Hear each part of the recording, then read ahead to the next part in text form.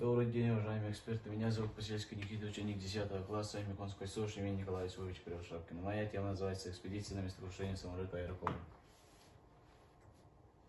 Актуальность. В настоящее время достаточно остро стоит вопрос формирования у школьников устойчивого интереса к изучению истории нашей страны периода Великой Отечественной войны.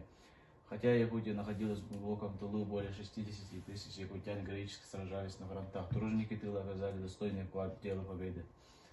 По территории Меконского улуса проходила знаменитая воздушная трасса Алсиб. В тяжелейших условиях Крайнего Севера была проведена грандиозная по своим масштабам работа, был совершен настоящий подвиг во имя победы над врагом, поэтому каждый из нас обязан знать героические страницы прошлого.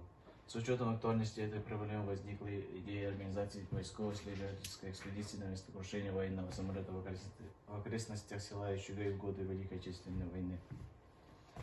Цель подготовки и организации поисковой экспедиции на место крушения самолета.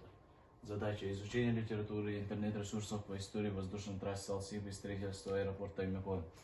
Сбор материалов об экипажах погибших на этапе Семчан-Якутск. Проведение опроса среди старожилов села Мекон. Подготовить и организовать совместную республиканскую доставку экспедицию на место крушения самолета. Изучить и установить имя летчика, потерпевшего аварию. Гипотеза экспедиции на место крушения самолета в дальнейшем поможет установить тип самолета и имя летчика.